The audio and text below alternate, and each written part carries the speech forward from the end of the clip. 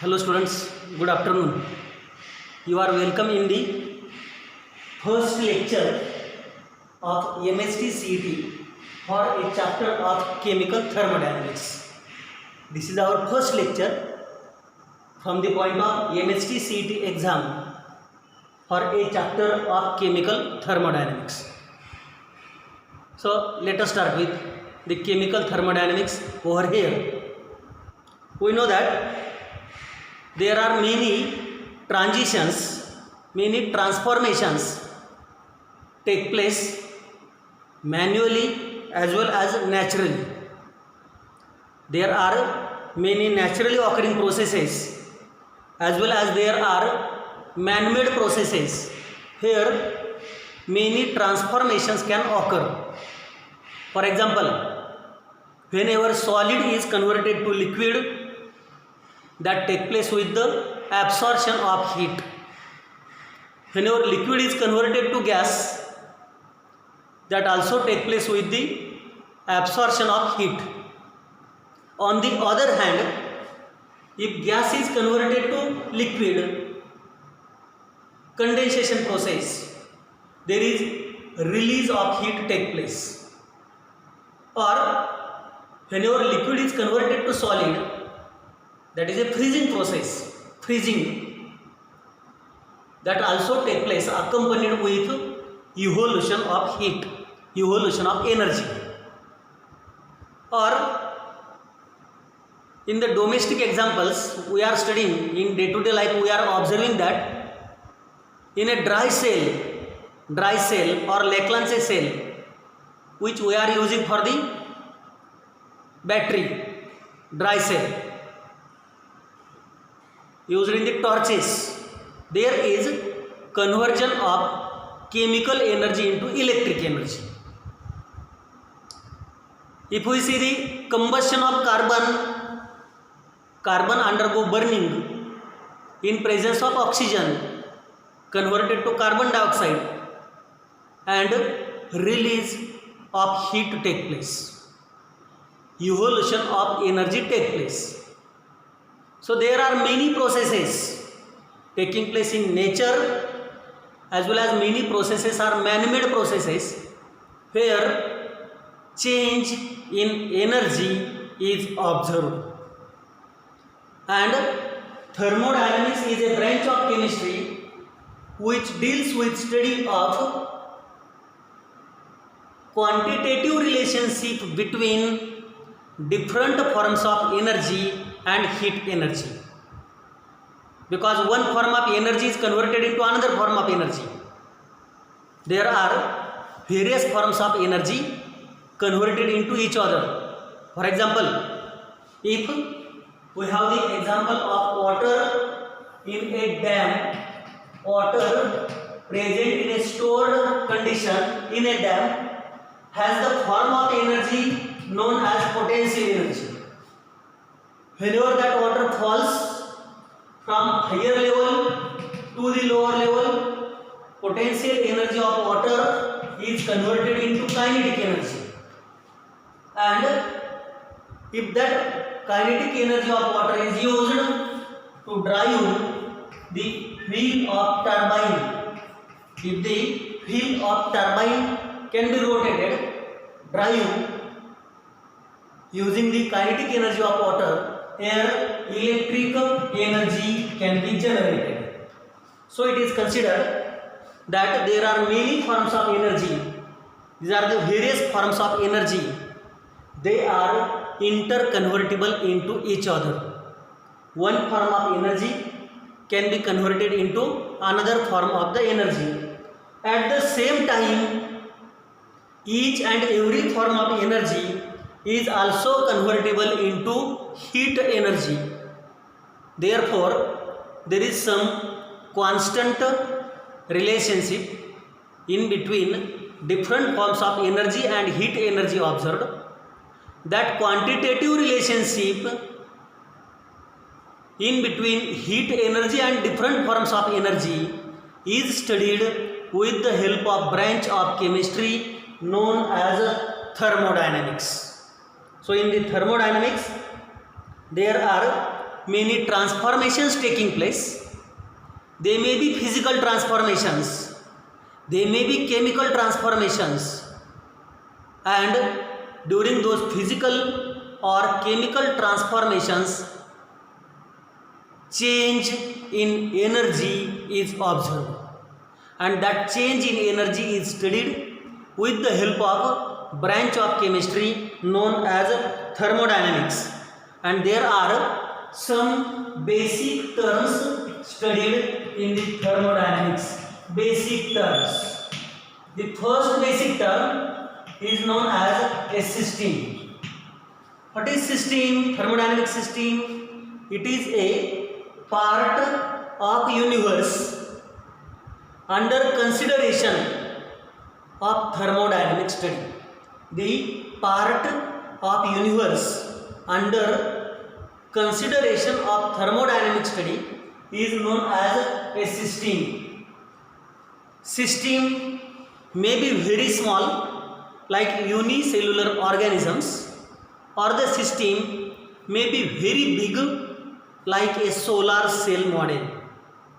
Solar cell model is also a system in which sun is present at the center and different planets are revolving around the sun. Sun is present at the center and different planets are revolving around the sun. That is a solar cell model. Biggest system, very big system.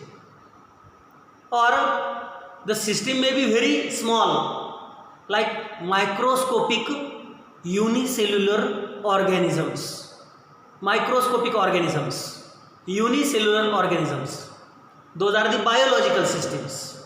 Here we have to study a chemical system, and usually chemical system is nothing but a beaker. Chemical system is nothing but a beaker containing reactants.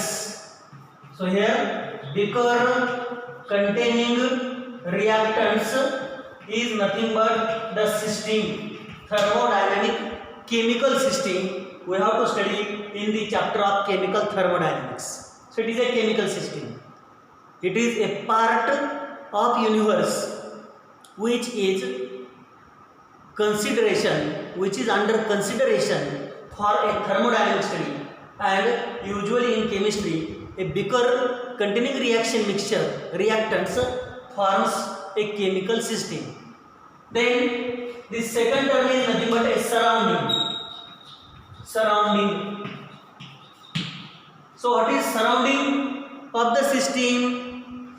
Surrounding is the part of universe remaining just by excluding system. The whole part of universe remaining just by excluding the system is known as surrounding of the system. So suppose this is a system. If I have to heat this system, I have two burners. One burner I am keeping over here. This is a system. I have one burner kept over here and it is used for heating, and second burner kept over here and this is used for the heating. Let this is burner number 1, this is burner lamp number 2. Now can you tell me which burner is more effective to heat this system? Is it burner number 1 or burner number 2? It is the burner number 1. This is more effective to heat this system because it is close to the system. This is not effective to heat the system because it is quite away from the system. No doubt this is also present in the surrounding. This is also present in the surrounding. But which is more effective? Burner number 1 is more effective. Therefore, surrounding is defined as part of universe excluding system, but it is the part which is in the immediate neighborhood, closed vicinity of the system is known as surrounding. The part of universe which will affect the system which is present in the closed vicinity, immediate neighborhood of the system is known as surrounding. And third term, boundary. Boundary. So what is boundary between system and surrounding? It is nothing but the beaker. This beaker is a boundary between system and surrounding. So how we can define the boundary? Boundary or border is defined as imaginary or a real line. It is the imaginary or a real line which will separate the system from surrounding is known as boundary. Imaginary or a real line which will separate the system from surrounding is known as a boundary. And now, depending on exchange of energy and matter in between system and surrounding, there are three types of systems. So let us see one by one the type of system.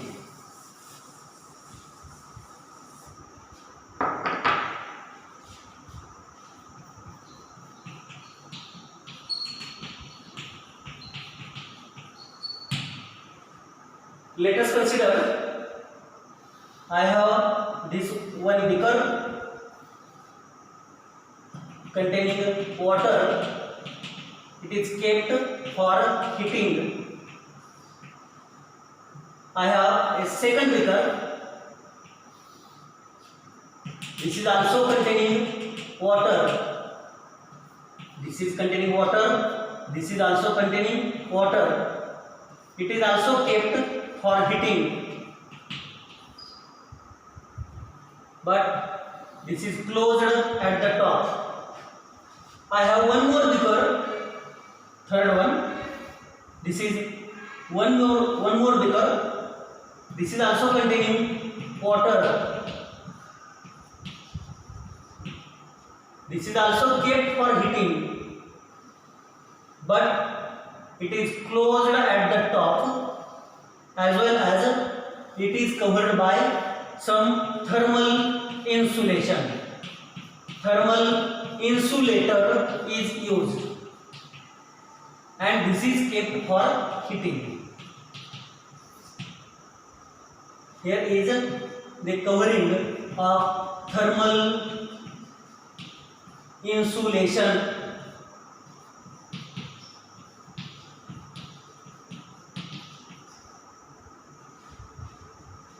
See, these are the three systems we are having.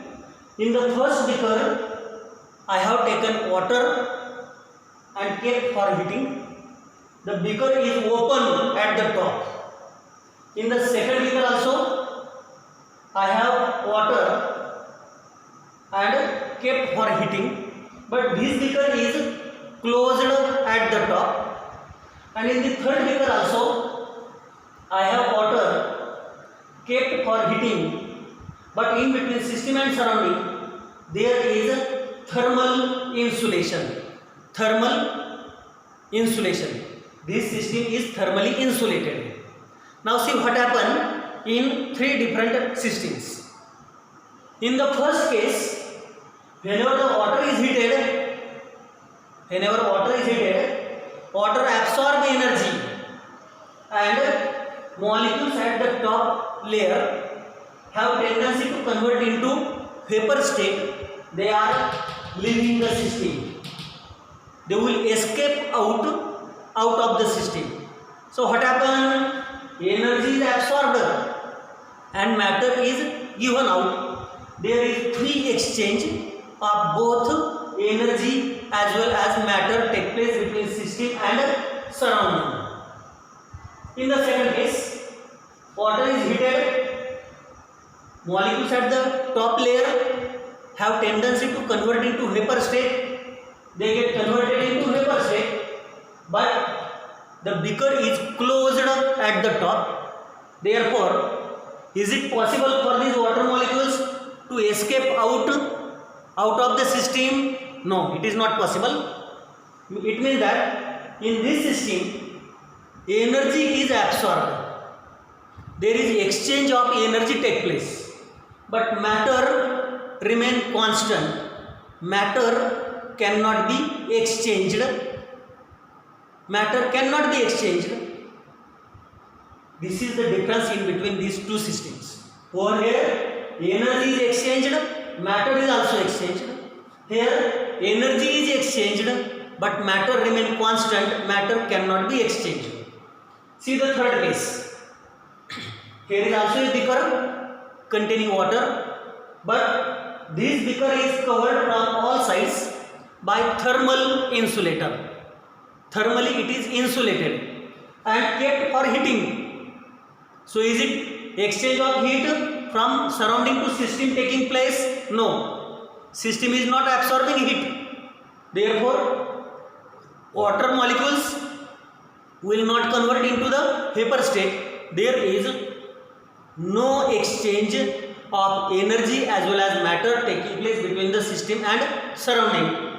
So first type of system is the system, it is a system in which there is a free exchange of both energy as well as matter take place, is known as open system.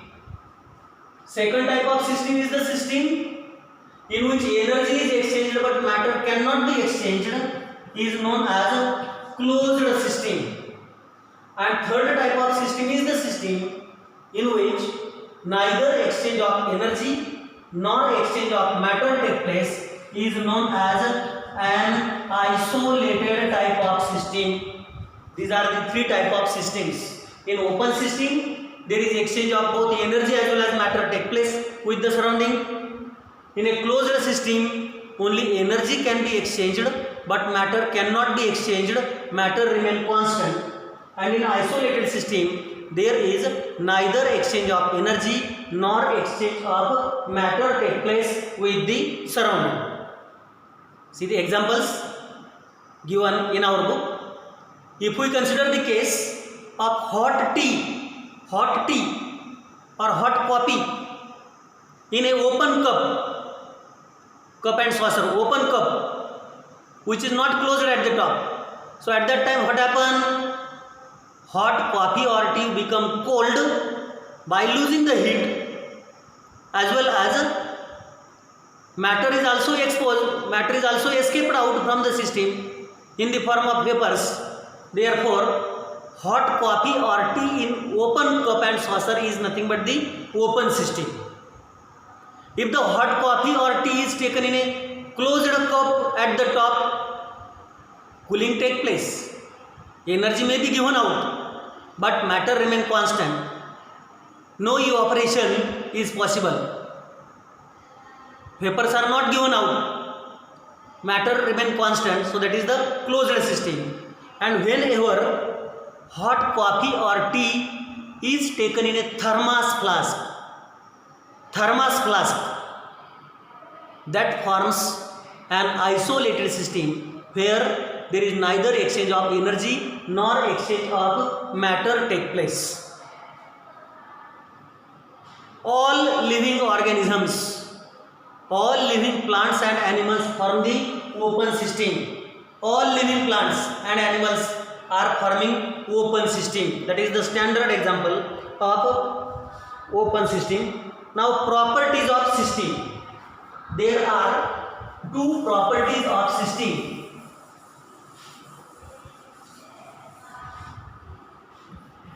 Properties of system. Extensive properties.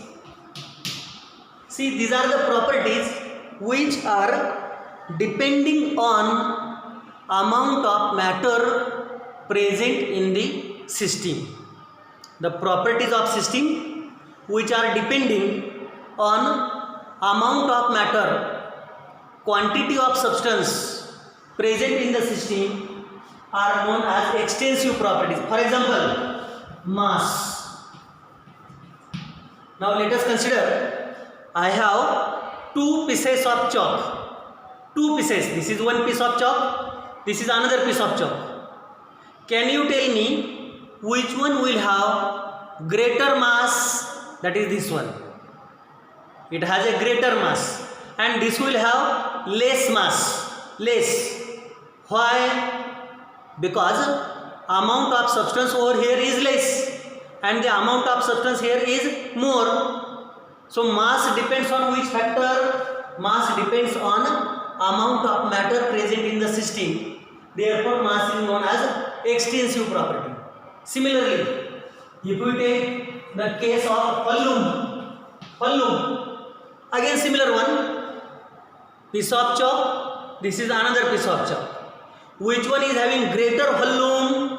This has a greater Hallum, this has a less Hallum, because Hallum depends on which factor? Hallum depends on the quantity of substance present in the system. Therefore Hallum is also known as extensive property. Then energy is capacity to do work. Energy depends on the mass. Therefore energy is also known as extensive property. Work depends on energy because work is a mode by which system can exchanges its energy with the surrounding. Therefore work is also known as extensive property. The properties of system which are depending on amount of matter present in the system are known as extensive properties. And the second type of properties are intensive properties.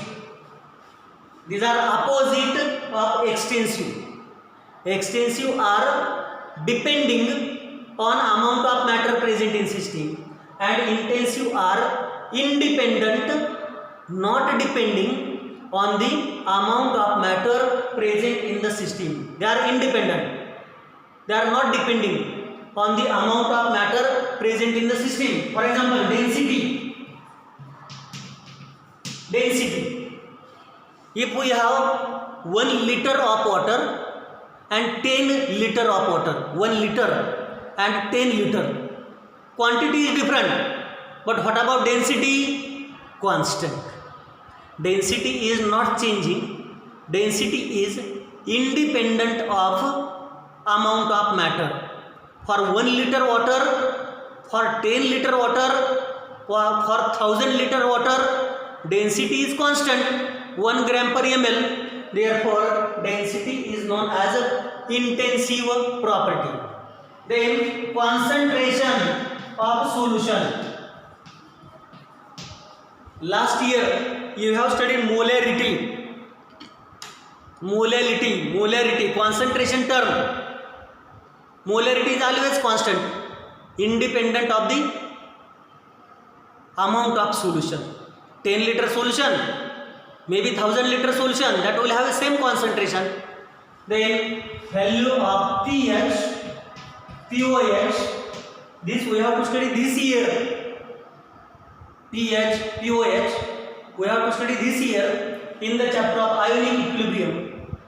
For a solution, pH and pOH are independent of amount of solution. Further, boiling point, then melting point.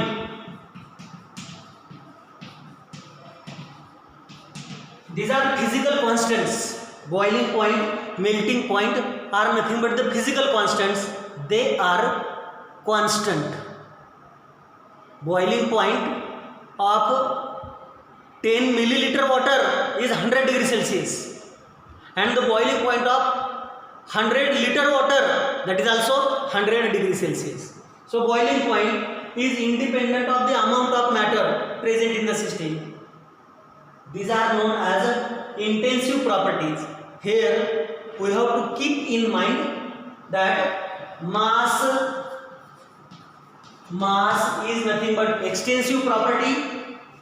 Hallum is also extensive property, but whenever ratio whenever ratio of mass and volume is taken, that is density.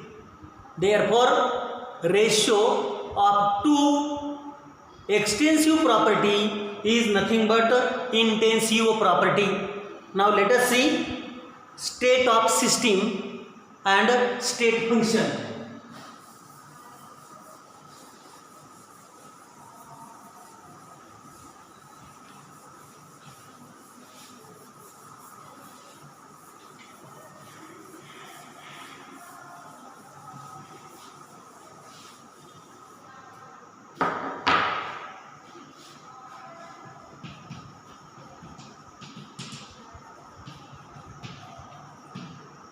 State function is a physical quantity of which change in magnitude depends on magnitude present in initial state of system and the magnitude present in final state of system, but not depending on amount of matter, not depending on path, sorry, not amount of matter, that is path.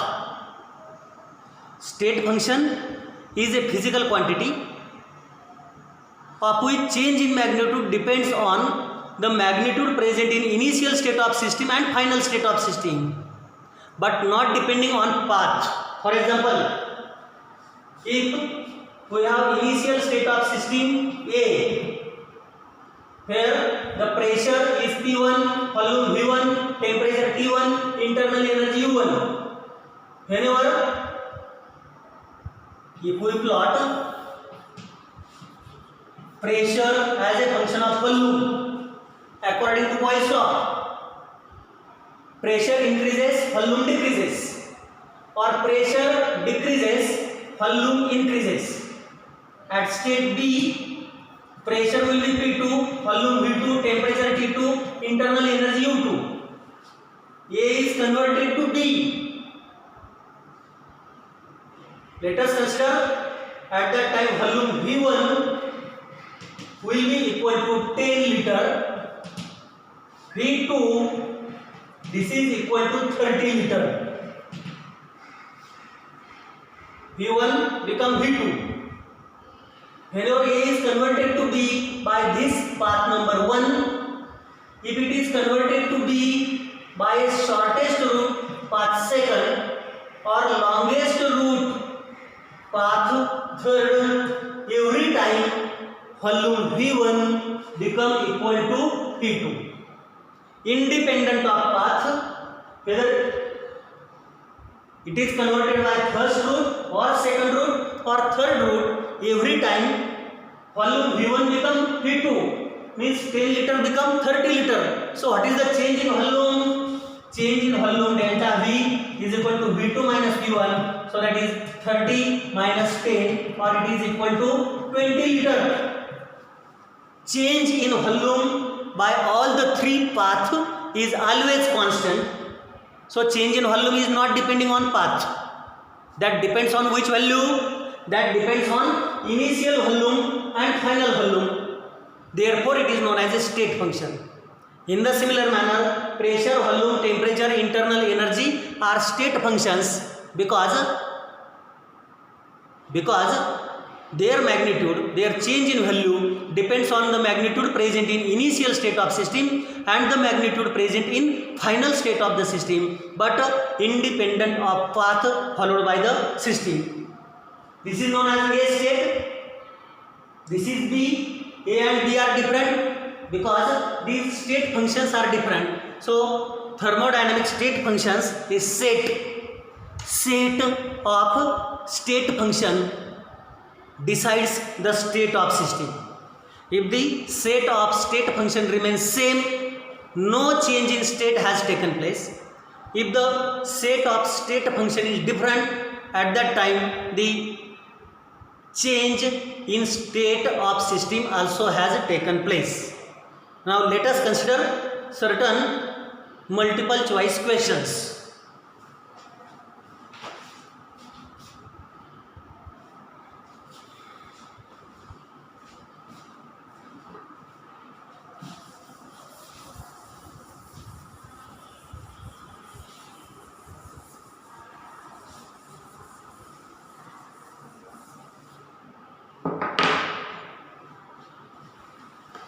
First of all, let us see the classical thinking questions.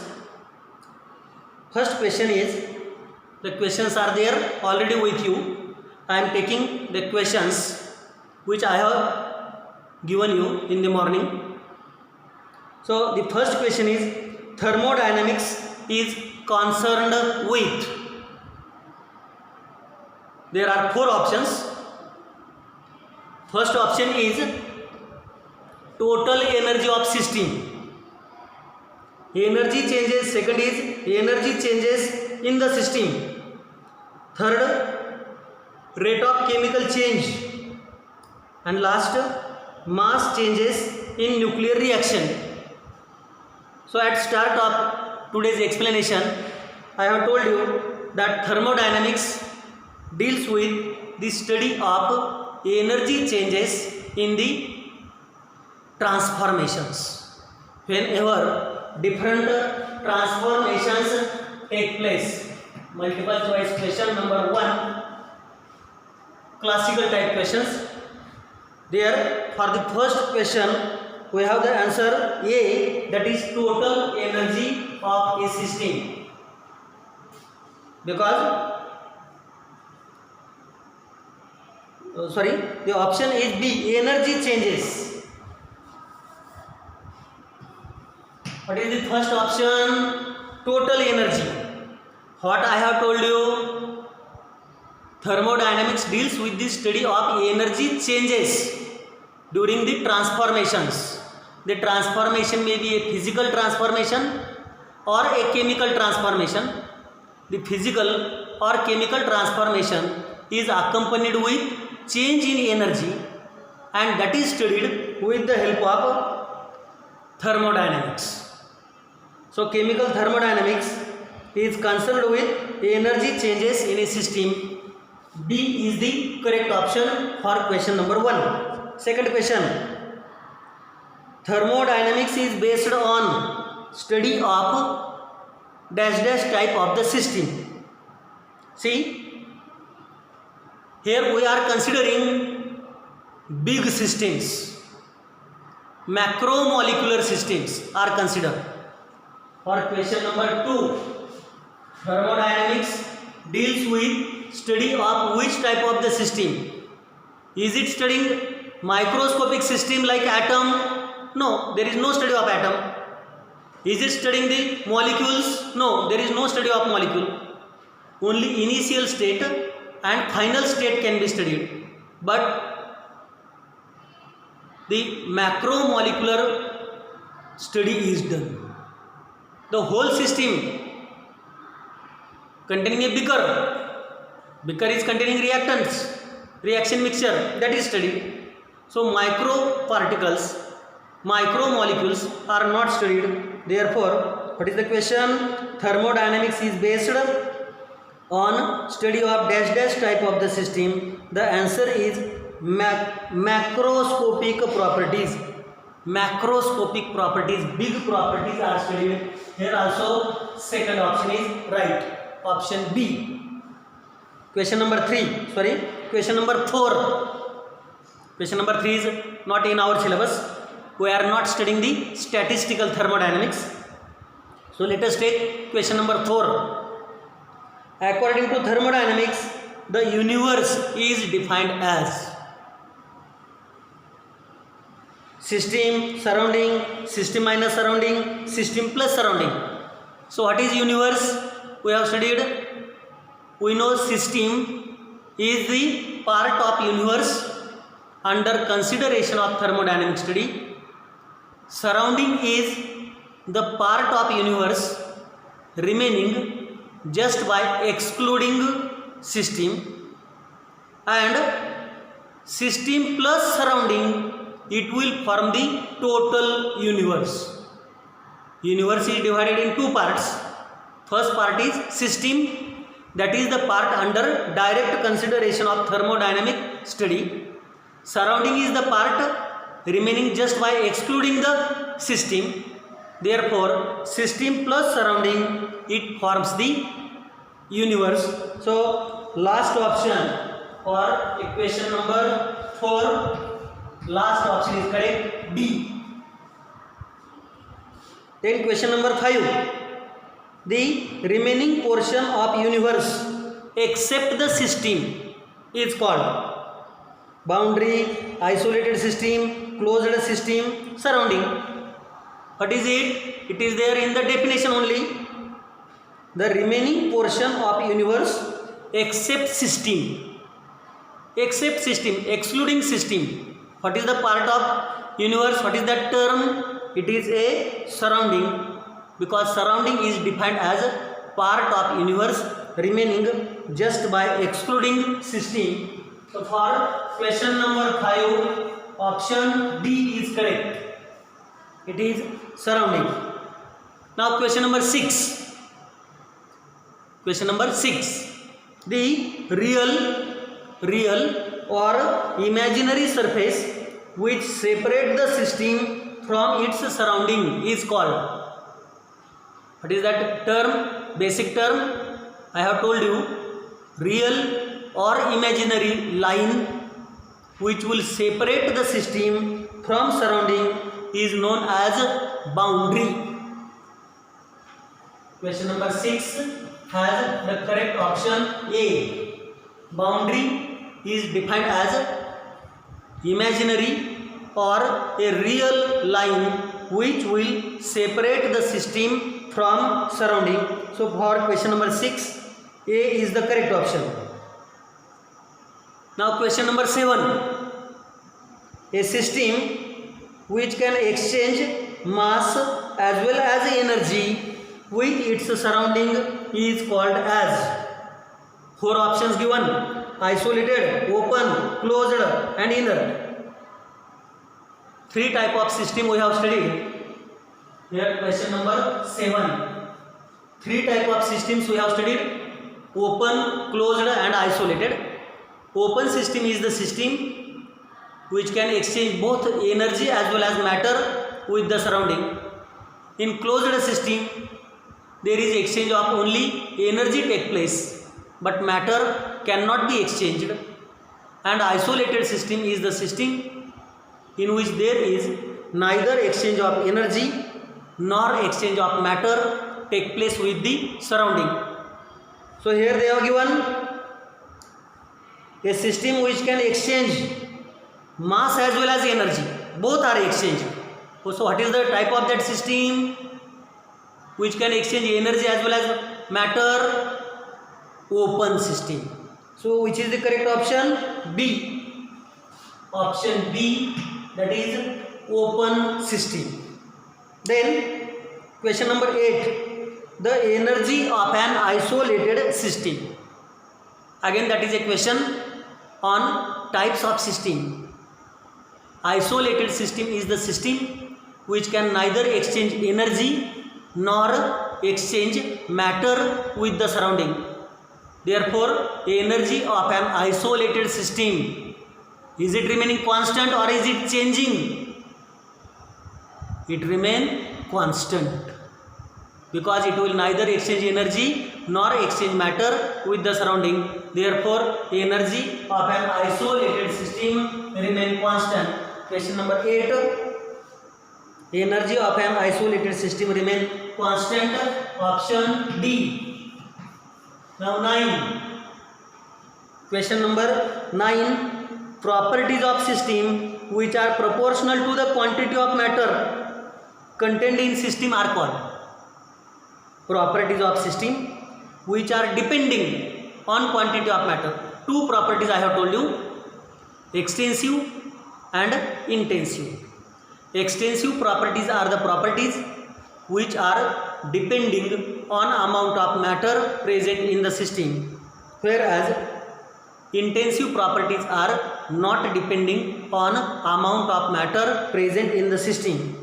So here they are given properties which are depending on quantity of matter. So which are those properties, extensive or intensive? They are the extensive properties. Option C.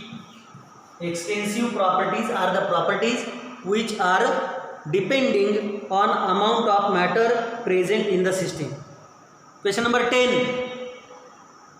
The intensive property of system. Intensive property of system. What is it? Is it depending on quantity or independent of quantity? Independent of quantity of matter present in the system. Now, so which is the correct option? Question number 10 is intensive property of system dash dash. Option A, depend upon quantity of matter. B, depends on quality of matter. C, depends upon mass. And D, does not depend on quantity of matter. So last option is right. Intensive properties are independent of amount of matter present in the system. Now see certain critical thinking questions. Again, question number 1 from critical thinking. Now page number 83, not 63, page number 83. Critical questions. Question number 1. A thermodynamic process is one in which, in the thermodynamic process I have told you, what happened? State of option A, process is changed, temperature is changed, state of system changes from one state to another state, volume is changed. So what is thermodynamic process? Thermodynamic process means that whenever initial state is converted to final state. So in the initial state, pressure, volume, temperature, internal energy are different. In the final state they are different. And initial state is converted to some final state. So option C is correct. State of system changes from one state to the another state. Question number 2. Thermodynamics is a branch of science which deals with. Thermodynamics is a branch of science that deals with. What is the study in thermodynamics? A option, different forms of energy. B, quantitative relationship between different forms of energy. C, the energy changes that occur in physical and chemical processes. And D, all of these. So what is the correct answer? All of these. In thermodynamics, all these things are studied. Different forms of energy are studied. There is quantitative relationship between different forms of energy, and heat energy can be studied. There is the energy change that occur in physical or chemical transformations that can also be studied. So all of these is studied in the chemical thermodynamics. Next question. Which of the following is an example of closed system? Which of the following is an example of closed system? Question number 3. Closed system. They have given certain examples. Water in thermos flask, water in closed beaker, water in open flask, and rainwater. So see here, we have to study the closed system. We know that in closed system there is exchange of only energy take place, but matter remain constant. Matter cannot be exchanged. Option A is water in thermos flask. In the thermos flask, that is insulated. Thermal insulation is there. Therefore, neither exchange of energy nor exchange of matter take place. That is isolated system. Then water in closed beaker. This is the right one. Exchange of energy take place, but matter remain constant in a beaker. That is the closed system. C is water in open flask. In the open flask, we know that is open system. And last, rainwater. Rainwater is naturally occurring process, and that is the open system. So option B is correct. The example of closed system is nothing but water in a closed beaker. 4. Human body is an example of. Question number 4. Human body is an example of human body. While studying the systems, in introduction I have told you, all living organisms, all living animals and plants are nothing but the open system. So human body, it is the organism, and all living organisms are open system. Therefore human body is also an open type of the system. Option A is right. Option A. Then question number 5. The ratio of two extensive properties is equal to. Question number 5. Ratio of two extensive properties is equal to. I have told you mass is extensive property. Volume is also extensive property, and their ratio is density. Density is nothing but intensive property. Therefore ratio of two extensive property is nothing but intensive property. So for question number 5, the ratio of two extensive properties is equal to, what is it? Intensive property. That is option number B, intensive property. Let us take one more question. Question number 6. Heat capacity and density are. We know, just now I have told you, density is intensive property, because density is mass per unit volume, that is always constant. Mass per unit volume constant, independent of amount of matter. Therefore density is intensive. What about heat capacity? Heat capacity is the amount of heat required to rise the temperature of whole system through 1 degree Celsius. Suppose this is the system where we have 10 milliliter water, and this is another system where we have 1 liter water. Initial temperature in both cases, initial temperature is let 27 degree Celsius. This we have to heat. This also we have to heat. These systems are heated such that their final temperature will be increased by 1 degree Celsius. 27 will become equal to 28 degree Celsius.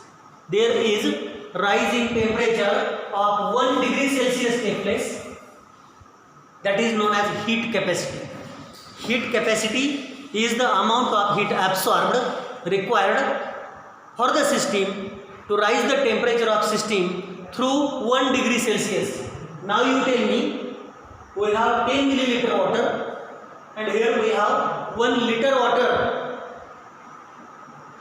Whether both system will require same heat to rise the temperature through 1 degree Celsius, or they will require different heat, they will require different heat.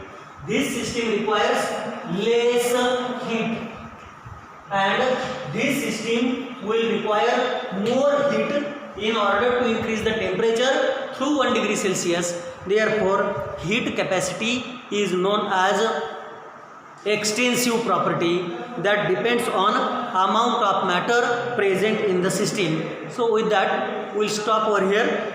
We have studied the introductory part, followed by how many questions? 4, then 5, and then 6. So 6, 5, 11, 4, 15 questions and introduction of chemical thermodynamics for MHT CET we have completed over here.